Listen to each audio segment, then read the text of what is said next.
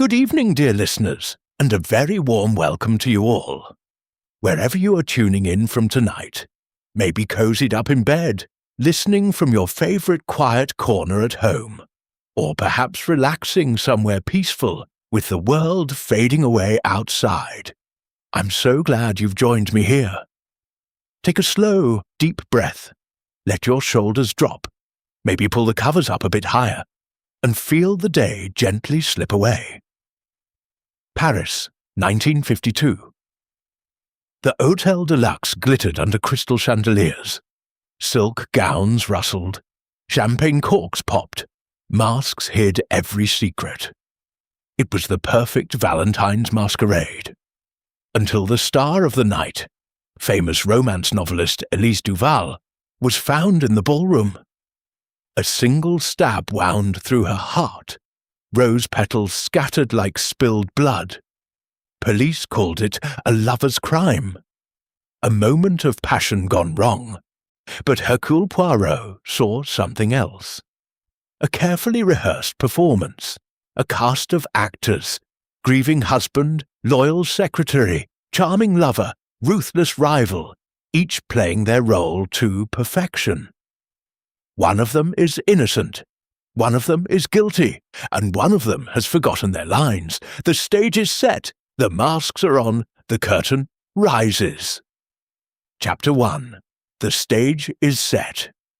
Paris, in February 1952, was the perfect stage for tragedy.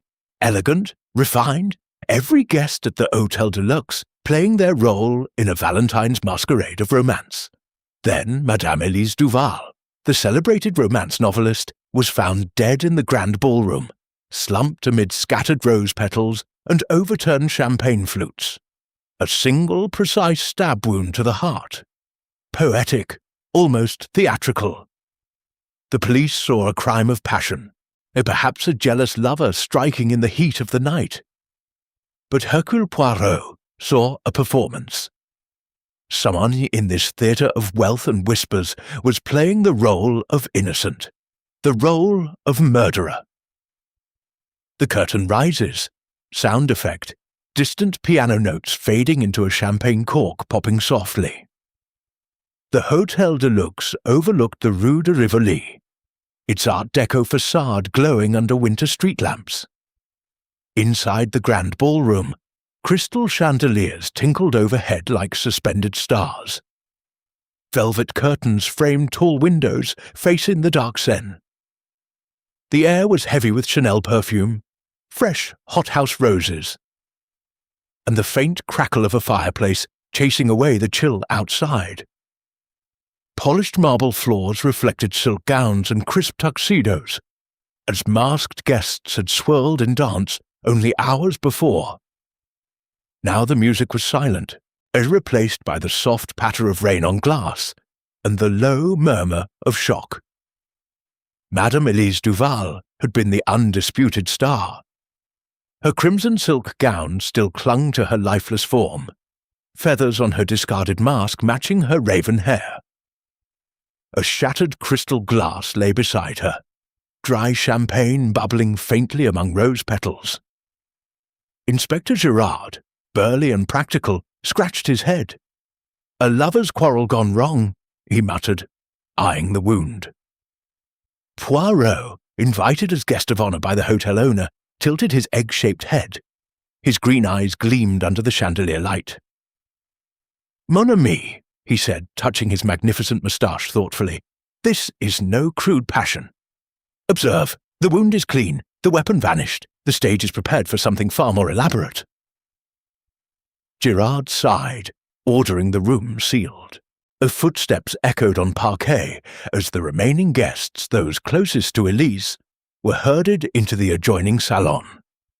Masks removed, but secrets firmly in place. The cast assembled quickly. Victor Duval, the husband, a successful publisher, paced in rough tweed that seemed out of place among silk and velvet. Cigar smoke curled from his lips like a rehearsed prop. His hands stayed steady as he adjusted a silk tie, playing the devoted yet grieving spouse. Claire Beaumont, Elise's young secretary, clutched a handkerchief in soft kid gloves. Sandalwood cologne clung to her as she dabbed at dry eyes. Performed innocence perfected. Armand Leclerc entered next, the dashing actor and rumoured lover. Leather shoes clicked confidently. He leaned against polished mahogany, sharp cologne cutting the air. "She was my muse," he said smoothly, but his fingers drummed the table. A tiny missed cue. Isabelle Moreau, Elise's literary rival, sipped strong continental coffee from porcelain. Her velvet gown whispered with each shift. Bitter brew lingered on her lips while hidden satisfaction gleamed in her eyes. Monsieur Henri Laurent, the nervous hotel owner, hovered nearby. He arranged crisp linen napkins symmetrically, face pale. "This is ruinous for business," he whispered, wood smoke from the fire mixing with his fear. Poirot made an expressive gesture with small hands. "Mesdames et messieurs, the actors have taken their places. But who directs this tragedy? Hercule Poirot will discover it. Watch this performance carefully, mon ami. Is it truth or theatre?" Victor claims he fetched champagne during the scream. Alibi smooth as scripted dialogue. But observe his eyes. They avoid the body, as if fearing recognition. Claire weeps softly now, yet her handkerchief stays pristine. The mask slips. Did you catch it? Poirot approached Victor first. Cigar smoke thickened the warm air. "Monsieur Duval, you play the grieving husband with such conviction. But tell me, did your wife collect enemies in this theatre of romance?"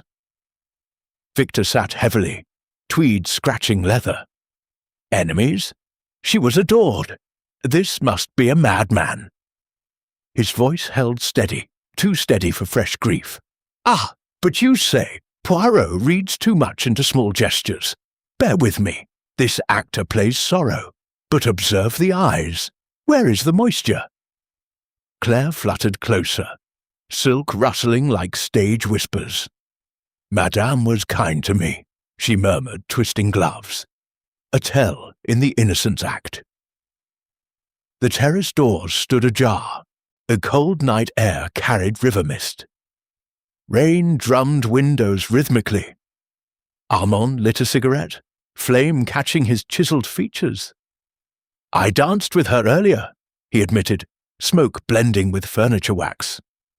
Confidence performed well, but the match trembled slightly. Too perfect, too rehearsed. Truth stumbles, lies flow smooth. Isabelle set her coffee cup down with a soft clink. "We were rivals, yes," she said coolly, velvet sleeves brushing mahogany. "But murder? Not my style of plot." Her enigmatic smile was a mask of composure. Poirot arranged scattered rose petals symmetrically on a side table, ordering his thoughts. "The psychology. It is everything," he murmured. The murder weapon, a hotel letter opener, was missing, but blood traces on crystal shards hinted at struggle, or careful staging. Consider the psychology, mon ami. What role must this person play? The tension rises. Someone will break character soon. Monsieur Laurent offered champagne. Icy bubbles fizzed in glasses no one touched. The grandfather clock chimed midnight, deep tones like the next cue. Armand stubbed out his cigarette, gloves creaking. Elise and I were close. Victor knew, no secrets. Yet his gaze flicked to Claire. A hidden thread. The careful observer, and you are becoming careful, mon ami, will notice Isabelle avoiding Armand's eyes.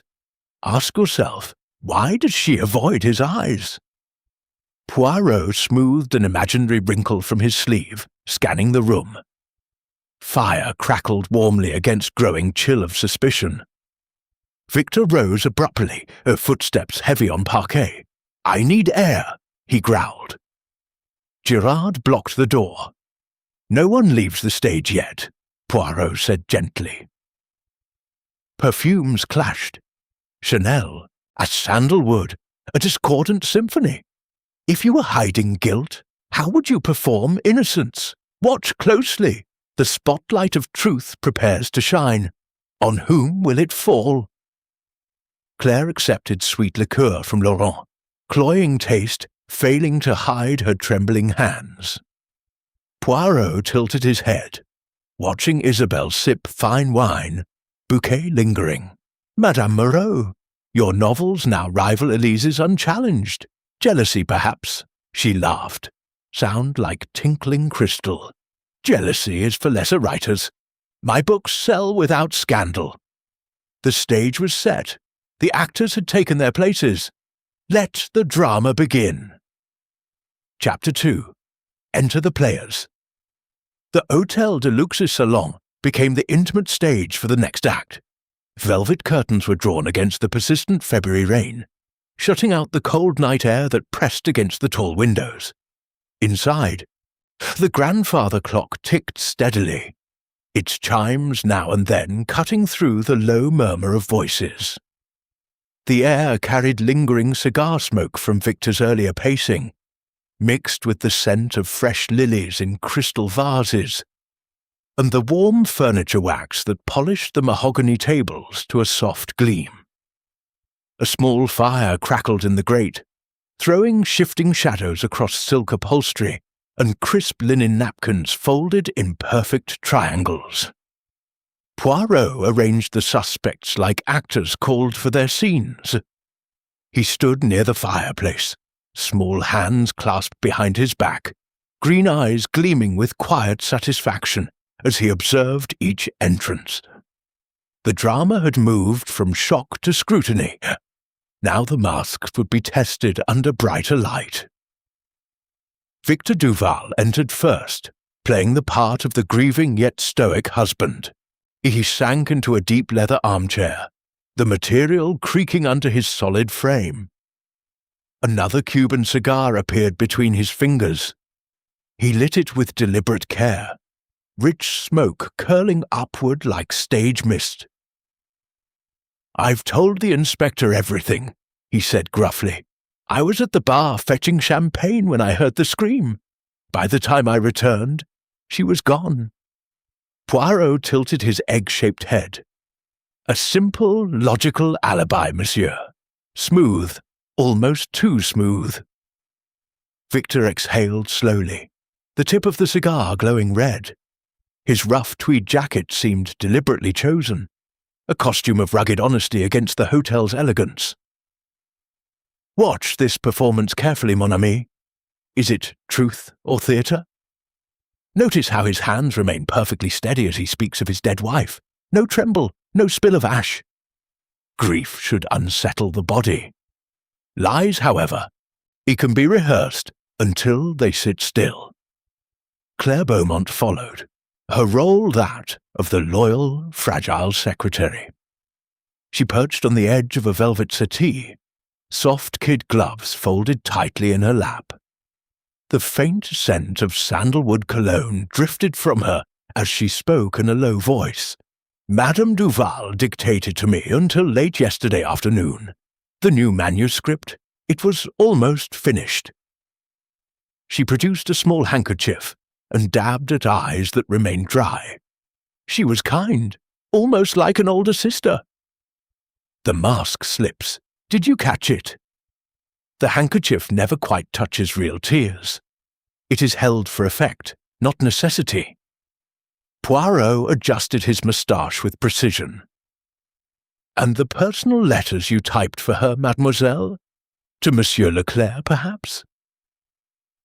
Claire's fingers tightened on the gloves. Silk rustled softly as she shifted. "The only fictional romance. Research for the books." Her voice wavered just enough to seem genuine, yet not enough to convince the careful observer. Armand Leclerc made his entrance like a leading man stepping into spotlight. Leather shoes clicked across parquet with theatrical confidence. He accepted black coffee from a silver tray, the strong continental aroma cutting sharply through the floral notes in the room. Elise was extraordinary, he declared, leaning one elbow on the polished mahogany mantel. A true muse. Friendship inspired her best work. He sipped, lips curving in what might have been sorrow or satisfaction. This performance, it is rehearsed. Truth does not rehearse. Observe, mon ami. When he mentions her name, his eyes do not soften. They sharpen. A lover mourns with moisture. An actor mourns with posture. Isabelle Moreau arrived last, carrying her role of cool professional rival with practiced ease. Her velvet gown whispered against the carpet as she crossed to a side table and poured herself a glass of dry champagne. The icy bubbles rose silently. She tasted the wine, letting the fine bouquet linger before speaking. Elise and I competed, yes. Her sales were slipping, mine were rising, but that is commerce, not motive for murder. Her smile was small, controlled, almost amused. Too perfect, too rehearsed.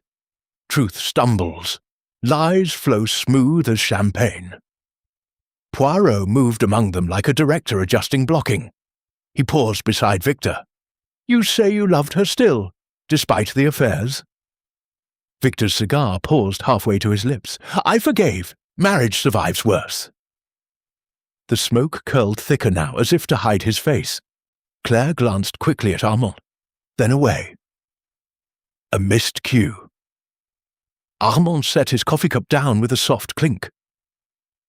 Victor knew about us. He accepted it. We were all adults. His voice held the practiced timbre of someone who had said these words before a mirror. The tension rises. Someone will break character soon.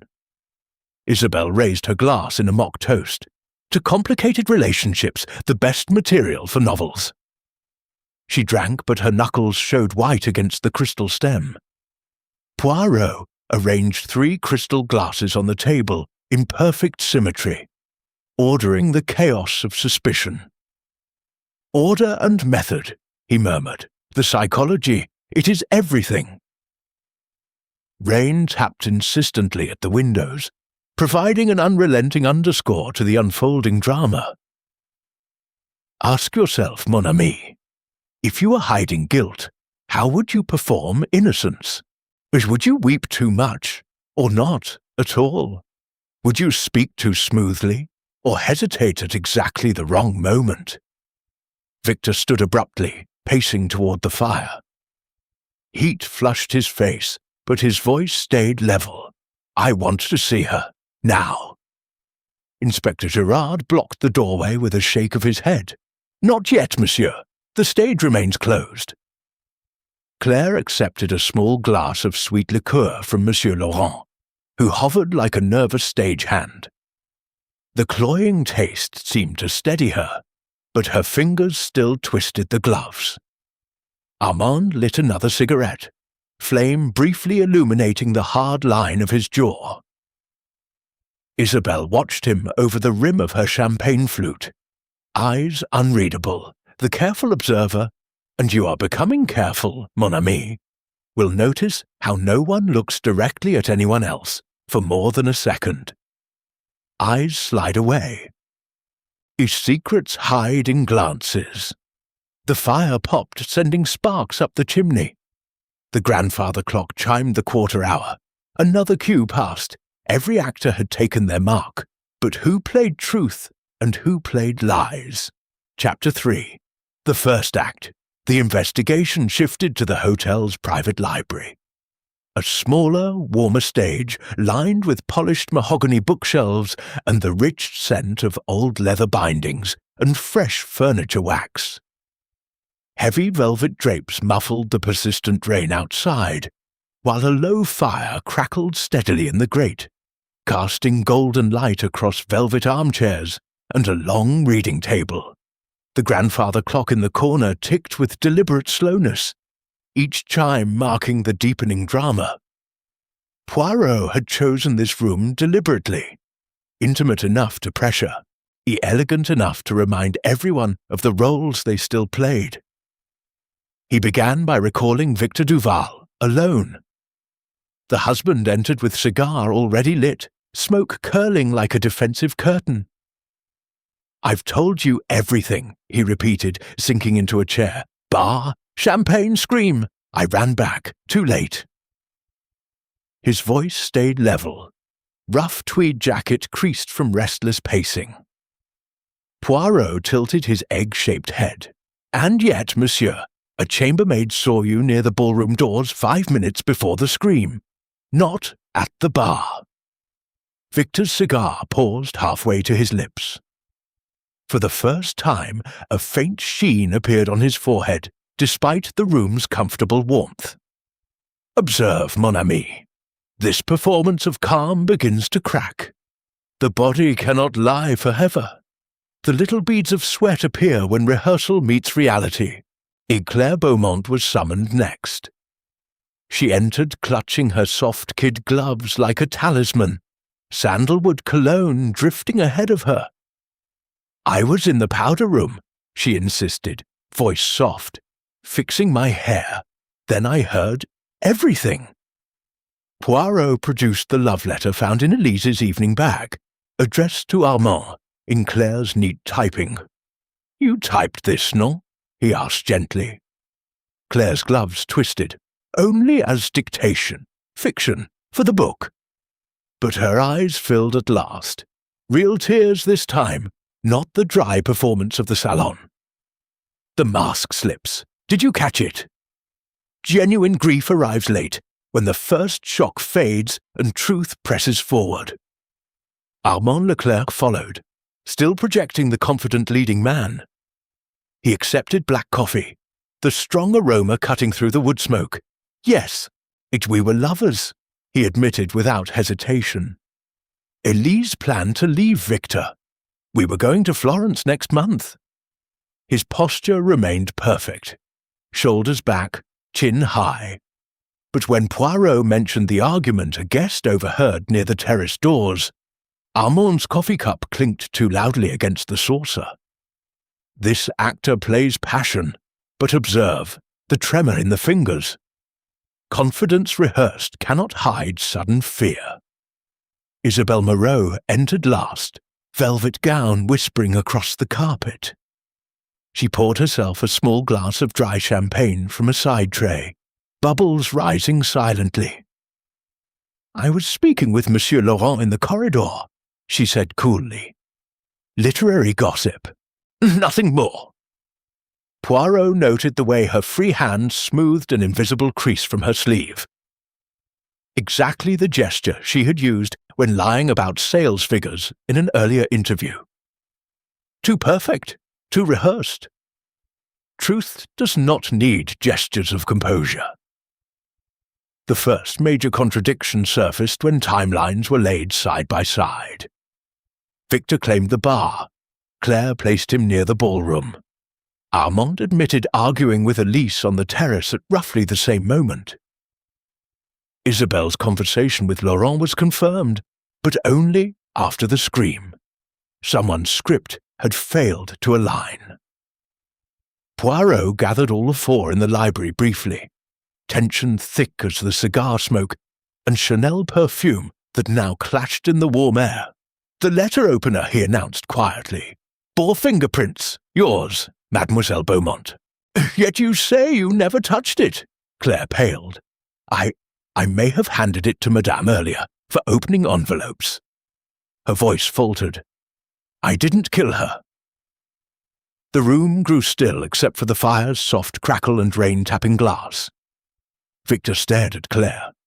Armand looked away. Isabelle sipped champagne with lips that barely touched the rim. "You watch with Poirot, no? You see how suspicion shifts like light across a stage. One small truth exposed, and the whole performance trembles." In quiet reflection later, alone by the fire with a cup of herbal tisane steaming gently, Poirot considered the deeper pattern. Humans wear masks because society demands them. Grief must look a certain way, loyalty another. We rehearse to protect ourselves from judgment, from exposure. Yet the body knows what the mind hides. I am reminded of the case at Styles, where a woman performed devastated widowhood so flawlessly that even I, Hercule Poirot, felt a moment's doubt. She had practiced every gesture, the trembling lip, the clutched handkerchief, the slow collapse into a chair. But she made one fatal error. The morning after the poisoning, when true grief should have dulled every sense, she laughed, brightly, clearly, at a trivial remark over breakfast. Laughter like that belongs to relief, not sorrow. The little grey cells understand this. Genuine emotion is messy, uneven, human. Performed emotion is symmetrical, controlled, perfect. In our present theatre, observe Victor's unnatural steadiness, Claire's tears arriving too late, Armand's trembling cup, Isabel's too careful gestures. Deception exhausts the actor. Truth endures without effort. Mon ami, learn this lesson well. The spotlight of truth eventually finds every crack in the mask. The first act concluded. Some masks had cracked. Chapter 4. Rehearsed Lines Morning. Light filtered weakly through the tall windows of the Hôtel de Luxe salon, turning the rain-streaked glass into a pale, watery screen. The storm had eased to a soft drizzle, but the chill still seeped in, contrasting the warmth of the crackling fire. The air held the mingled scents of strong continental coffee freshly brewed, lingering cigar smoke from Victor's restless night, and the faint sweetness of wilting hothouse roses left in crystal vases. Polished mahogany tables gleamed under the chandelier's soft glow. Crisp linen napkins lay untouched beside empty champagne flutes from the previous evening's futile attempt at calm. Poirot had decided the time had come to press the script harder. He moved among the suspects like a director calling for another take, his small hands making precise, expressive gestures as he tested each alibi once more. The performances, so smooth in the first hours after discovery, now showed strain at the seams. Victor Duval was summoned first. He stood near the fireplace, rough tweed jacket rumpled, another Cuban cigar between his fingers. "I've said it a dozen times," he growled. "Bah! Champagne! Heard the scream, ran back." But when Poirot quietly produced the bartender's revised statement that Victor had been absent from the bar for nearly 15 minutes, Victor's cigar hand paused. Ash dropped unnoticed onto the carpet. "Observe, mon ami, this line falters, and the alibi that once flowed like rehearsed dialogue now stumbles over new facts. The body betrays what the mouth tries to hide.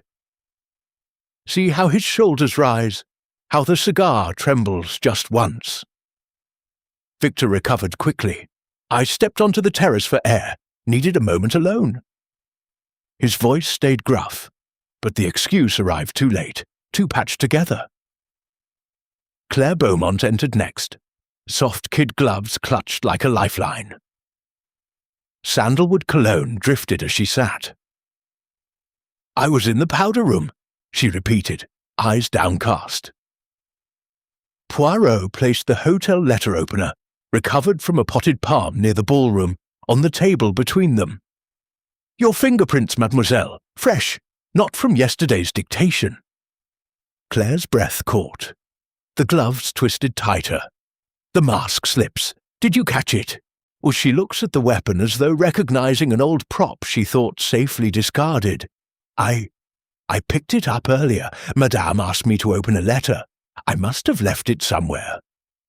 Her voice cracked on the final word, genuine fear breaking through the rehearsed calm. Armand Leclerc followed, still attempting the leading man poise. He accepted black coffee, the porcelain cup warm against his palm. "I was dancing," he insisted. "Then I stepped outside for a cigarette." Poirot produced a guest statement. An argument overheard near the terrace doors. Armand's voice raised. Elise's sharp reply. Words about promises, about leaving. Armand set the cup down too hard. Coffee sloshed. A lover's disagreement, nothing more. But the tremor in his hand sent a small drop rolling across polished mahogany. This performance strains at the edges. Too perfect yesterday. Today the cracks show. Truth needs no rehearsal. Lies do, and the rehearsal is running out. Isabelle Moreau arrived last, velvet gown whispering as she crossed to pour herself dry champagne. The icy bubbles rose in perfect silence. I was with Monsieur Laurent discussing book rights, she said coolly. Poirot smiled faintly. Monsieur Laurent now recalls the conversation ended 10 minutes before the scream. You were alone in the corridor, near the service door that leads to the ballroom. Isabelle's fingers tightened on the crystal stem. I needed a moment to think. Literary rivals do not always part amiably. Her smile remained, but it no longer reached her eyes. Too perfect, too rehearsed. The script fails when facts refuse to follow the lines. Poirot gathered them all briefly in the salon, all tension thick as the perfume and smoke that now seemed oppressive in the warm room. He paced slowly, arranging 3 coffee cups in perfect symmetry on a side table. Order and method, he murmured. Each of you has adjusted your script this morning. Small changes, desperate changes, but truth does not rewrite itself. Victor glared at Armand. You were the one arguing with her. Armand shot back. And you were the one who knew she planned to leave you. Claire shrank into her chair, gloves twisting. Isabelle sipped champagne, watching the exchange like a playwright observing her own flawed scene. The tension rises. Someone will break character soon. Poirot turned to Claire again. Mademoiselle, you forged love letters, not for the novel, but at someone's request. Whose? Claire's eyes filled. Real tears this time. Ooh, Monsieur Duval. He wanted proof. For the divorce. I thought it would help everyone. Victor's face darkened. Cigar forgotten. Ash falling steadily. Bravo, mon ami. But the performance was not convincing. The forged letters were meant to trap Elise in scandal. Instead, they trapped the forger. Isabelle laughed softly, a brittle sound. How convenient, everyone pointing fingers except the one who benefits most. She raised her glass toward Poirot. My sales will soar now. Motive enough. Poirot tilted his head. Motive, yes, but opportunity. The corridor timing troubles me, madame. Rain tapped the windows like impatient fingers. The grandfather clock chimed the hour. Another cue passed, another line faltering. Ask yourself, when a script begins to crumble, who rewrites fastest? Who clings hardest to the original role? Victor stubbed out his cigar violently. Armand stared into his coffee, as though answers floated there. Claire wept quietly, genuine sobs at last. Isabelle finished her champagne in one slow swallow, lips tasting the last dry bubbles. Poirot smoothed an imaginary wrinkle from his sleeve, green eyes gleaming. Rehearsed lines begin to falter. The script is failing. Soon, mes amis, the prompter will be silent, and someone will speak the truth without a script at all. Rehearsed lines began to falter. Truth needed no rehearsal. Chapter 5. The Mask Slips. The grand ballroom of the Hôtel de Luxe, once the glittering heart of the Valentines masquerade, now served as the stark stage for confrontation. Afternoon light struggled through tall windows, streaked with yesterday's rain. The crystal chandeliers hung dim and silent above. Whose scattered rose petals still lay on the polished marble floor where Elise had fallen. Their perfume faded into something cloying and sad. The air carried traces of cold champagne, furniture wax, and the sharp bite of wood smoke from the rekindled fire in the corner grate. Velvet curtains had been drawn halfway, casting long shadows that turned every movement into theatre. Poirot had chosen this room deliberately, the scene of the crime, where masks were hardest to maintain. He gathered only Claire Beaumont and Armand Leclerc first, letting the others wait in the salon. The psychological pressure would build like a tightening spotlight. Claire entered trembling, her silk dress rustling softly. Soft kid gloves were gone, bare hands twisted together. Sandalwood cologne clung faintly, but sweat now sharpened the scent. Armand followed, she trying to keep the leading man posture, shoulders squared, chin high, but his leather shoes scuffed the marble uncertainly. Poirot stood near the spot where Elise had died, small hands clasped behind his back. "Mes amis," he began quietly, "we come to the heart of the performance. The masks have cracked. Now, one must fall completely." He turned first to Claire. "Mademoiselle, you forged the love letters at Monsieur Duval's request. You typed them, addressed them to Armand, planted them where Elise would find them. A cruel script, non? Designed to force a scandalous divorce." Claire's breath hitched. I thought it would free her. Free all of us." Poirot tilted his egg-shaped head. "And when the letters failed to provoke the desired explosion, you acted yourself. And the letter opener, your fingerprints fresh, because you retrieved it from the potted palm where you hid it after the act. You stabbed her here, in this very spot, during the confusion of the dance." Claire shook her head violently. Tears, real streaming tears, spilled at last. "No, I couldn't. I loved her like a sister." But her voice cracked into a sob that echoed off marble and crystal. "The mask slips. No, mon ami, the mask falls.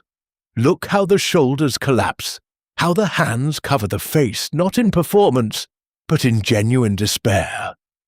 This is no longer theatre. This is truth breaking through." Armand stepped forward instinctively, reaching for her. "Claire, stop!" Poirot raised a small hand. "Patience, monsieur. Your performance comes next." He faced the actor.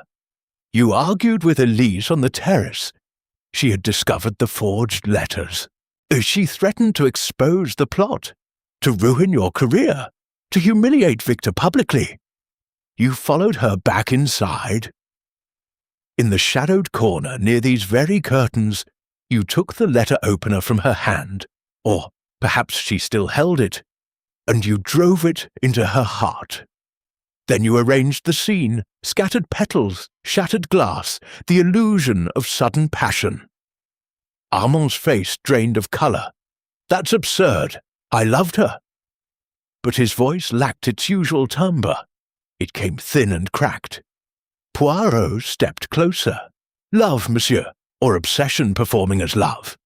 You see, I observed you yesterday. When others wept, or pretended to weep, your eyes remained dry as the handkerchief Claire used in her first performance. But more telling, when you spoke of Elise as your muse, your fingers drummed a steady rhythm. A man truly grieving does not keep time like a metronome. The body knows the truth even when the face lies." Armand's knees buckled slightly. He caught himself against a mahogany pillar. I couldn't, his confident mask shattered. He slid down to sit on the cold marble, head in hands. She was going to leave me, after everything. She said the affair was over, that Victor would never let her go without a fight. I just wanted her to stay. A raw, broken sound escaped him, not the polished sobs of an actor, but the ugly, gasping grief of a man who had killed what he claimed to love. "Observe carefully, mon ami. This is the moment the theatre collapses. The rehearsed lines vanish. What remains is the real face.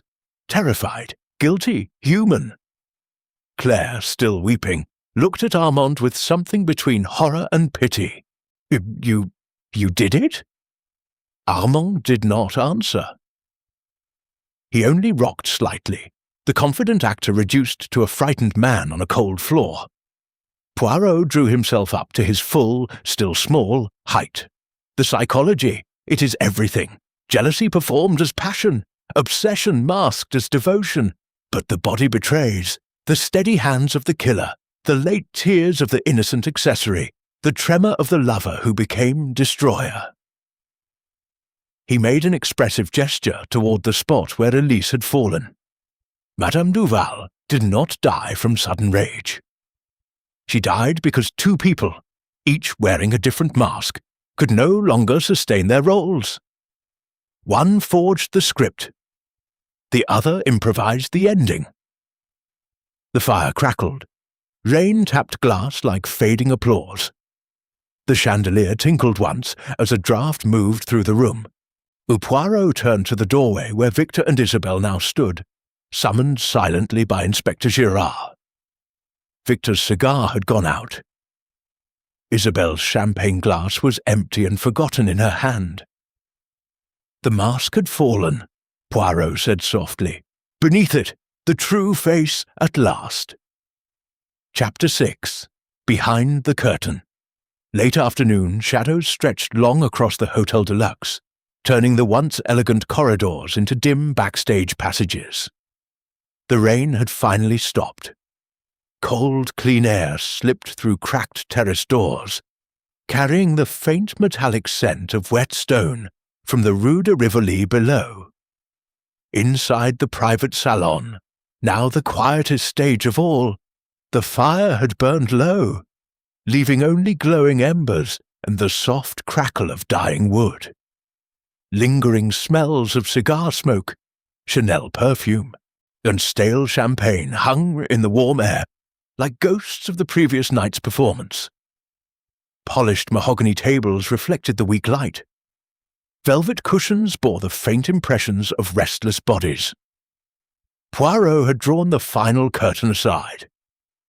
No more public scenes. He summoned each suspect individually to reveal the hidden connections, the backstage truths that explain the tragedy. Victor Duval entered first without his usual cigar. His rough tweed jacket hung loosely. Exhaustion etched deeper lines around his eyes. He sat heavily, hands resting on his knees. "You want the truth?" he asked quietly. "Very well. Elise and the marriage was over long before the masquerade. She wanted freedom. I wanted control. When she threatened to expose my financial troubles, debts hidden behind the publishing empire, I panicked." Poirot nodded slowly, touching his magnificent moustache thoughtfully. "And so you commissioned Mademoiselle Beaumont to forge the letters. A scandal would force Elise into a quiet divorce, on your terms." Victor exhaled. "Yes, but I never asked anyone to kill her. That was not the plan." Behind the curtain, mon ami, greed performs as wounded pride. Observe how his shoulders slump now. No longer the stoic husband, only a man cornered by his own script. Claire Beaumont came next, eyes red from earlier tears. She clutched no gloves, her bare hands trembled slightly in her lap. Sandalwood cologne mixed with the faint salt of dried tears. "I did it for love," she whispered, "not just for Armand, for Madame Duval too. She confided in me. Years of unhappiness, of being trapped. I thought the letters would push her to leave. When they didn't. I watched her argue with Armand on the terrace. I followed. I saw her turn away from him, heard her say it was finished. Something broke inside me. I took the letter opener from the desk earlier, and I couldn't stop myself." Her voice fractured into silence. Real grief, no performance, shook her frame. The mask had already fallen earlier. Now the motive stands naked. Love performed as loyalty, then twisted into obsession. The body speaks plainly. See how she cannot meet your eyes, Poirot. Guilt no longer hides behind dry handkerchiefs. Armand Leclerc was brought in last of the three. He no longer attempted the actor's poise. His leather shoes scuffed. His sharp cologne seemed dulled. He stood near the fireplace, staring into the embers. "I didn't mean to kill her," he said hoarsely. "We fought. She said she was staying with Victor, for the money, for appearances. I grabbed her wrist. The letter opener was in her hand. She must have taken it to defend herself. We struggled. It happened so fast, I panicked. I arranged the petals, the glass, to make it look like passion gone wrong." Poirot tilted his head. "And the steady hands afterward, monsieur. The dry eyes? That was the performance continuing." Armand laughed, a short, bitter sound. "I'm an actor. I know how to play shock, but I couldn't play it forever." One final piece remained. Poirot sent for Isabelle Moreau. She entered with measured steps, velvet gown whispering, but the cool composure had thinned. She poured herself the last of the dry champagne. Bubbles no longer rose with confidence. "You want my secret too?" she asked. "Very well. Elise didn't just rival me. She stole from me. Plots, characters, even whole passages. My last bestseller, hers first, in manuscript form she borrowed and never returned. I confronted her weeks ago. She laughed, said it was inspiration, not theft. When she died, my sales would rise unchallenged." Poirot arranged 3 empty champagne flutes symmetrically on the table. "Opportunity, madame. You were in the corridor alone after your talk with Laurent. You saw Claire leave the powder room in tears. You followed. You witnessed the struggle, or perhaps arrived just after. You did not call for help. You waited until the body was discovered, then performed outrage and grief." Isabelle set the glass down carefully. "I saw nothing. I heard nothing." But her voice lacked conviction. Her fingers left faint prints on the crystal. Behind every curtain, a secret. Behind every secret, a motive. In the quiet that followed, Poirot sat alone by the low fire, a cup of herbal tisane steaming in his small hands. The psychology of hidden motives fascinated him still. Humans conceal because exposure threatens survival. Pride masks shame, greed masks fear, love masks possession. Yet every secret carries weight. The body grows tired of carrying it. I recall the case of the veiled lady in Monte Carlo, where a woman performed devoted wife so perfectly that her husband never suspected her of poisoning his tea. She rehearsed smiles, practiced tender touches, arranged every gesture to match expectation. But she erred in one small thing. She never once looked at his face when he drank. True affection seeks the eyes. Indifference avoids them. In our present drama, observe how Victor avoids Claire's gaze, how Armand stares only at the floor, how Isabelle's fingers tighten when money is mentioned. Motives do not shout. They whisper through the cracks. The careful observer hears them. The truth, mon ami, is patient. It waits behind the curtain until the actors tire of their roles. Then it steps forward, quiet, inevitable, and claims the stage. The fire popped once, sending a small spark upward. Outside, Paris moved on, unaware of the small theatre where masks had finally been torn away. Behind every curtain, a secret. Behind every secret, a motive. Chapter 7. The final act evening had fallen over the Hôtel de Luxe. The Grand Salon, once bright with masquerade laughter, now served as the austere theatre for the final revelation. Heavy velvet curtains were drawn against the Paris night. Only the crystal chandeliers and the steady glow of the rekindled fire illuminated the room.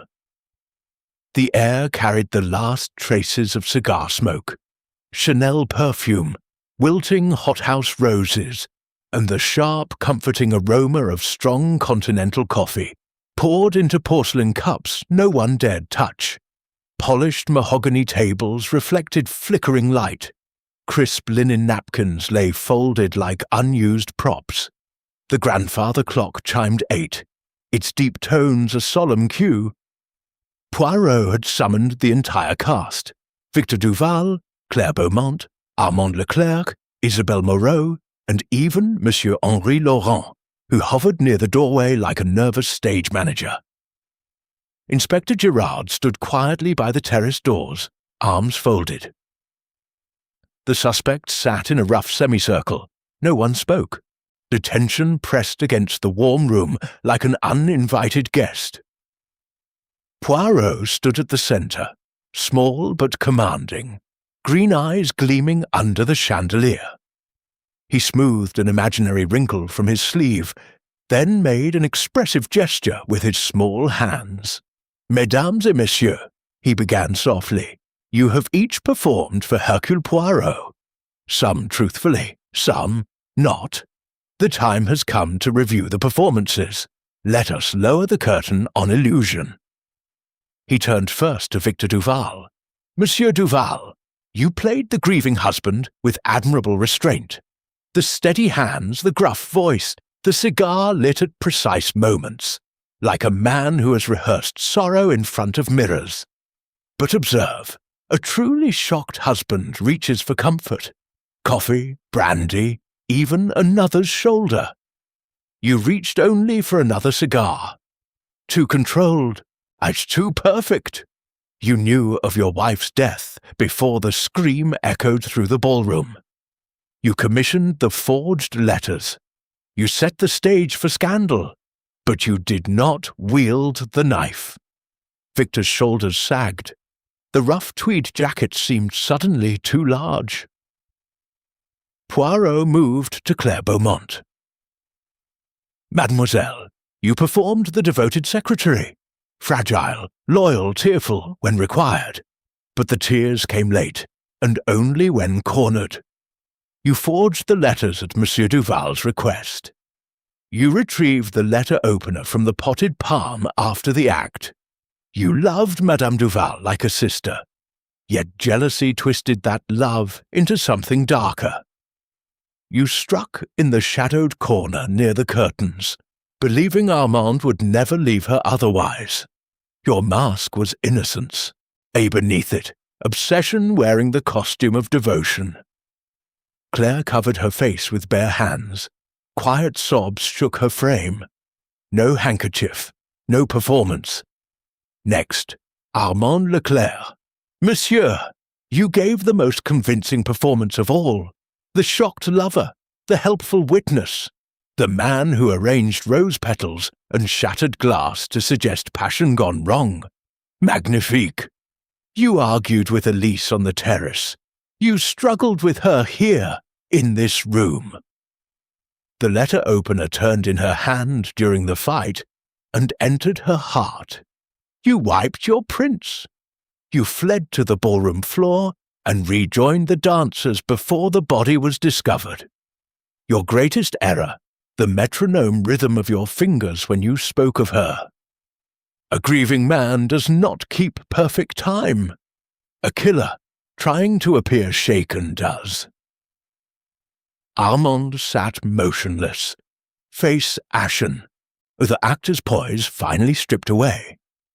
Poirot paused, letting silence fill the room like a held breath. Then he turned to Isabelle Moreau. "Madame, your role was the cool rival, detached, superior, untouched by passion. You sipped champagne while others crumbled. You spoke of literary theft with calm amusement, but you were not uninvolved. You saw the struggle from the corridor. You waited. You did not call for help. Why? Because Elise's death removed your greatest rival. Your books would rise unchallenged. You performed indifference. Beneath it, greed wearing the mask of professional pride. Isabel set her empty champagne flute down, with deliberate care. Her lips parted, but no sound came. Poirot drew himself up to his full, still small height. And so we come to the true leading performer. He stepped toward Armand once more. You, Monsieur Leclerc, gave the masterpiece of deception, the outrage at the discovery, the helpful suggestions to the police, the steady voice recounting your grief. But one small moment betrayed you. When Claire wept earlier today, genuine, broken tears, you reached for her instinctively, not as a friend, as a man who needed someone else to share the guilt. That reach was not rehearsed. That was truth slipping through. The performance is over. The curtain falls. The truth takes her bow. A long silence followed. The fire crackled once. Rain began again, soft against the windows. Victor stared at the floor. Claire's sobs quieted to shaky breaths. Isabel looked suddenly older, the velvet gown no longer armor. Armand rose slowly, legs unsteady. I never meant, his voice failed. Poirot regarded him with something close to compassion. The psychology, it is everything. Love became obsession. Obsession became violence. Violence became performance. But the body cannot lie forever. The little grey cells see what the eyes refuse. He turned to Inspector Girard. The cast is dismissed, mon ami. One actor will not leave this theatre tonight. Girard stepped forward. Armand did not resist as handcuffs clicked softly. The chandelier tinkled faintly in the draught. The final act concluded. Only truth survived the curtain call. Chapter 8. Curtain Call. The grand salon of the Hôtel de Luxe felt suddenly smaller after the revelation. The heavy velvet curtains remained drawn against the Paris night, but the air had changed, thicker with finality, lighter with the absence of deception. The fire had settled into steady red embers, casting a warm, subdued glow across polished mahogany and scattered crystal. The last traces of cigar smoke mingled with wilting hothouse roses, and the faint lingering sweetness of dry champagne left untouched in forgotten glasses. Outside, rain had begun again, soft and steady, tapping the windows like polite final applause that no one would answer. Inspector Girard stepped forward, his heavy footsteps muffled on the carpet. Two uniformed officers waited discreetly near the doorway. Armand Leclerc rose slowly from his chair, legs unsteady, the confident actor's posture gone. His sharp cologne now seemed faint, overpowered by the room's quiet. He offered no resistance as the handcuffs closed around his wrists with a small metallic click, soft as a stage door shutting for the last time. Armand Leclerc, Girard said formally, you are under arrest for the murder of Elise Duval. You have the right to remain silent. Armand did not speak. His eyes, once so quick to perform shock, grief, charm, now stared blankly at the marble floor where rose petals still lay, brown and curling at the edges. Claire Beaumont watched from her seat, bare hands clasped so tightly the knuckles showed white. Fresh tears traced silent paths down her cheeks. No handkerchief, no performance, only the raw aftermath of truth. Victor Duval remained standing near the fireplace, rough tweed jacket hanging loose on his frame. The cigar he had lit mechanically after Poirot's revelation burned forgotten between his fingers. Ash dropped steadily onto the hearth. He looked older in minutes, lines deeper, eyes hollow. When Girard glanced toward him, Victor shook his head once. No charges for me tonight, he said quietly. The letters, the scheme, that was mine, but the knife was not. His voice held no defiance, only exhaustion. The role of grieving husband had collapsed entirely. What remained was a man stripped of script and audience. Isabelle Moreau sat very still, velvet gown pooling around her like spilled ink. The empty champagne flute rested beside her on the small table. She had not touched it since the accusation. Her cool composure, once so carefully maintained, had cracked, not into tears, but into something colder, resignation. She met Poirot's gaze for a long moment. "You were right about one thing," she said at last. "I waited. I heard the struggle. I did nothing." Her lips curved in the faintest, bitterest of smiles. Not murder, but complicity. I suppose that has its own curtain call. Poirot inclined his egg-shaped head. "The law will decide the precise role you played, madame. But the theatre of this evening, it is finished." Monsieur Henri Laurent, who had hovered throughout like an anxious prompter, now stepped forward hesitantly. "The hotel, the reputation," he began, then stopped. No one answered. The scandal would spread through Paris by morning. Newspapers, whispers in cafes, the slow death of bookings. Yet, in that moment, the ruin seemed almost secondary to the human wreckage before them. Claire rose unsteadily. She looked at Armand as the officers led him toward the door. For an instant their eyes met, not as lovers, not as conspirators, but as two people who had destroyed what they claimed to cherish. She opened her mouth, closed it again. No words came. Armand gave the smallest nod, acknowledgement, perhaps apology, before he was guided out into the corridor. The soft closing of the heavy door echoed like the final drop of a curtain. Victor turned to Poirot. "You saw it all," he said, "from the beginning, the masks, the lies." His voice cracked on the last word. "I thought I could control the ending." Poirot regarded him with quiet compassion. "Few of us control the ending, mon ami. We only perform until the spotlight finds us." Victor exhaled, a long, shuddering breath. He stubbed the forgotten cigar into a crystal ashtray, grinding it with more force than necessary. Then he walked to the window and stared out at the rain-slicked lights of Paris. No more lines, no more cues. Isabelle stood at last. She smoothed her velvet sleeves with automatic grace. One last gesture of the role she had played so long. "I suppose I shall need a lawyer," she said dryly, "and perhaps a new publisher." The attempt at lightness fell flat. No one smiled. Girard cleared his throat. "Madame Moreau, if you would come with me, there are questions about what you witnessed in the corridor." She nodded once, gathered her small evening bag, and followed the inspector without another word. Her footsteps faded down the marble hallway. Measured, deliberate, the last exit of the night. Claire remained. She looked small against the vastness of the salon. Poirot approached her gently.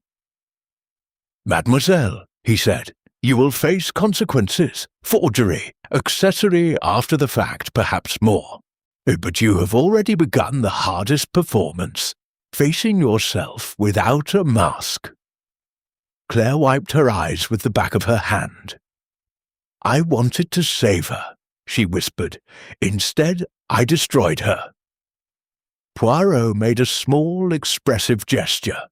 The intention matters little when the result is death. Yet remorse? This is the beginning of truth. Cling to it. She nodded, barely perceptible. Then she too walked toward the door, shoulders bowed, silk dress whispering one final time across the carpet. Poirot stood alone in the centre of the room. The fire popped softly. Rain continued its quiet rhythm against glass. The chandelier tinkled once in a stray draught. He arranged 3 empty coffee cups in perfect symmetry on the nearest table. Order restored, at least in this small way. No applause followed this performance. Only justice. Slow, inevitable, and without curtain calls or encores. The curtain call came. No applause, only justice. Chapter 9. After the show, the Hôtel de Luxe stood quiet in the small hours of the morning. The grand ballroom remained cordoned off, its crystal chandeliers dark, velvet curtains drawn against the fading Paris lights. Rain had ceased. Only the distant hum of late-night taxis and the soft drip from eaves broke the stillness. Inside the private salon, the fire had dwindled to glowing ash. The air still held faint ghosts of cigar smoke, Chanel perfume, and the sweet decay of hothouse roses left to wilt in the crystal vases.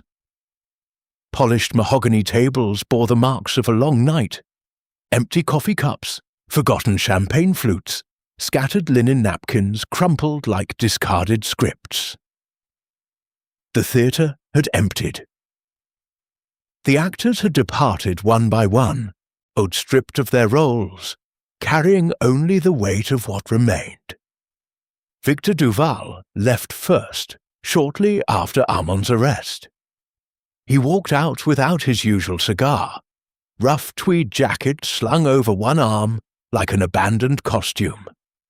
The publishing empire he had guarded so fiercely now seemed hollow. Whispers of financial ruin had already begun to circulate among Paris society. He paused at the hotel entrance, looked back once at the marble staircase where Elise had descended in crimson silk only the night before, then stepped into a waiting taxi.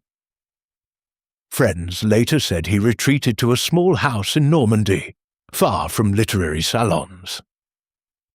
There he began writing, his own book at last, not as publisher, but as man trying to understand the wreckage he helped create. No grand romance, only confession. Eclair Beaumont was taken into custody for questioning. Forgery, conspiracy, accessory after the fact. The charges mounted slowly, like scene changes in a final act. Yet something in her had shifted during those last moments in the salon. The soft kid gloves were gone. Her hands, bare and trembling, no longer twisted fabric for comfort. In the police station, under harsh light, she spoke plainly, no tears performed, no innocence rehearsed. "I wanted to protect her," she told the inspector. "Instead, I destroyed everything." Months later, after a lenient sentence served in a women's prison outside Paris, she emerged quieter. She found work as a typist in a small publishing house, not Duval's, typing manuscripts for unknown authors. She never wrote fiction again, but those who knew her said her eyes carried a new stillness, of the kind that comes when masks are no longer needed. Armand Leclerc, the leading man turned murderer, vanished from public view almost immediately.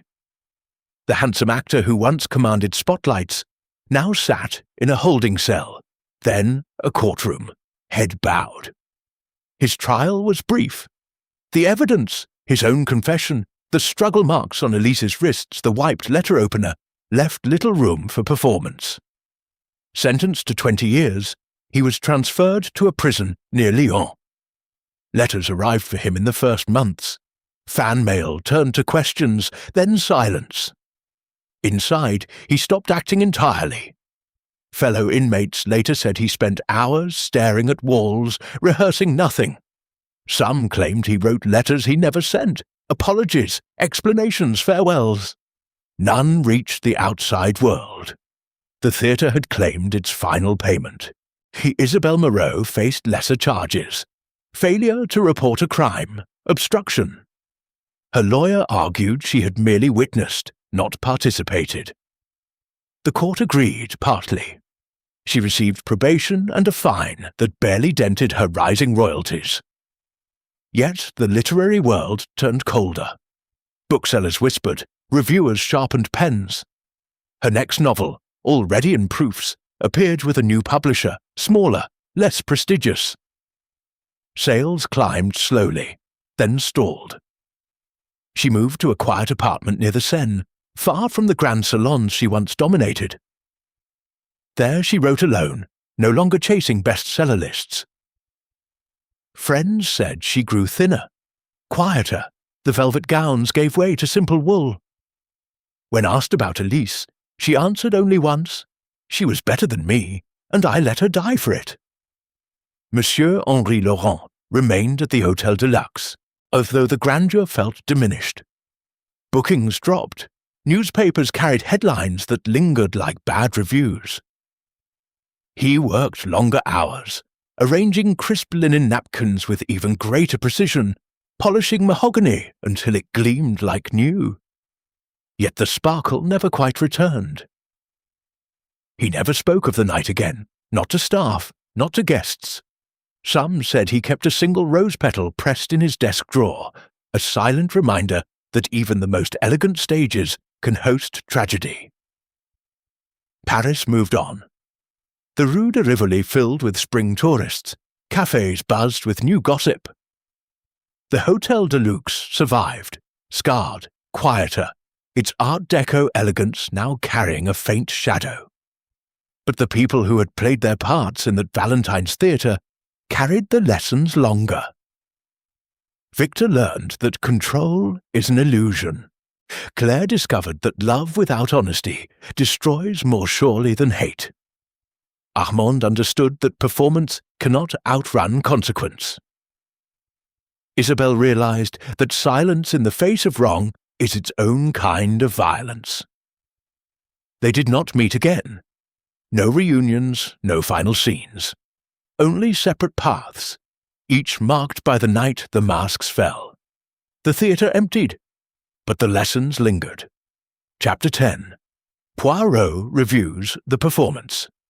Hercule Poirot sat in the quiet comfort of his small apartment on the Rue des Acacias, Paris, 3 weeks after the curtain had fallen on the Hôtel de Luxe tragedy. Late February sunlight filtered through lace curtains, warming the polished mahogany table where a single cup of tisane steamed gently. The herbal aroma, chamomile and faint mint, cut cleanly through the lingering memory of cigar smoke and Chanel. A few fresh lilies stood in a crystal vase. Their scent was delicate, uninsistent. Outside, the city moved with its usual rhythm. Distant horns, footsteps on wet pavement, the soft chime of a church bell marking the hour. Poirot arranged 3 sugar cubes in perfect symmetry beside his cup, then leaned back in the velvet armchair. A small stack of newspapers lay folded nearby. Headlines had already faded from sensation to footnote.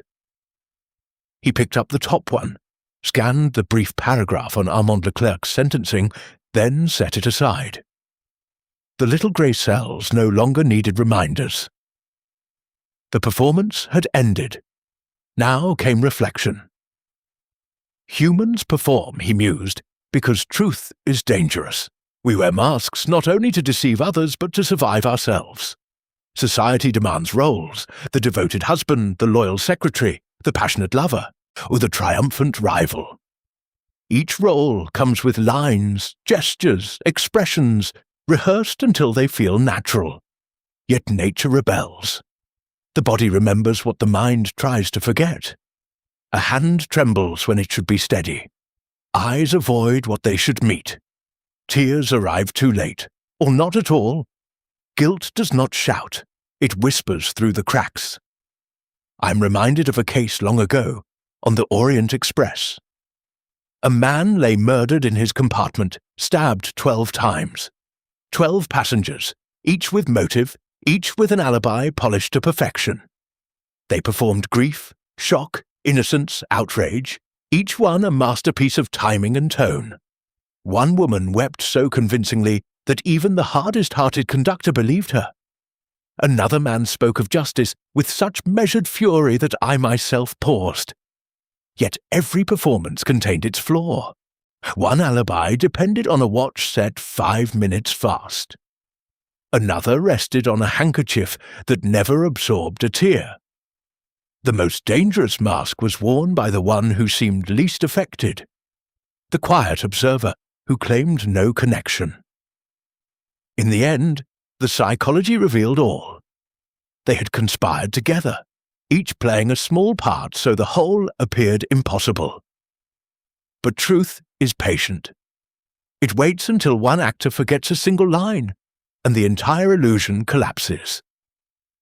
In our Valentines theatre, the pattern repeated with smaller cast, sharper stakes.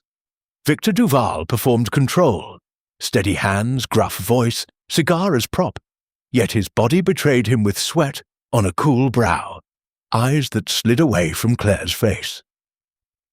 Claire Beaumont wore devotion like a second skin, soft voice, trembling lips, until genuine tears arrived, late and messy, proving the earlier dryness had been rehearsal. Armand Leclerc gave the most brilliant illusion. The shocked lover arranging petals and glass to suggest passion's excess. His error was rhythm, the fingers drumming time when grief should have silenced them. Isabelle Moreau played detachment, sipping champagne while others crumbled. Her mask slipped only when silence became accusation. Then the fingers tightened on crystal, betraying the calculation beneath composure. Why do we perform rather than reveal? Fear first, fear of judgment, of loss, of becoming less than the role demands. Pride follows. Pride refuses to admit weakness, failure, ordinary human mess. Love and hate both demand costumes. Love dresses as sacrifice, hate as loyalty. Greed performs necessity. Obsession plays devotion. Every mask society hands us fits imperfectly, and the body strains against it until something tears. Yet truth triumphs because performance exhausts. Lies require constant attention, every gesture checked, every word weighed. Truth needs only to exist. It waits quietly while the actor tires, forgets, stumbles. In the Hôtel de Luxe, the stumble came in fragments.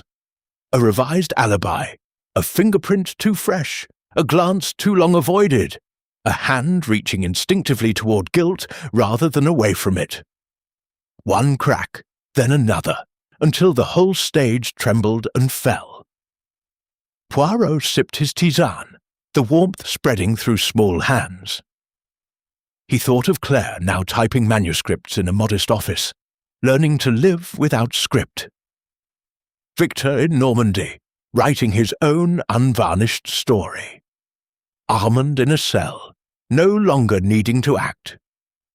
Isabelle alone with her words, essayals no longer mattering as much as silence.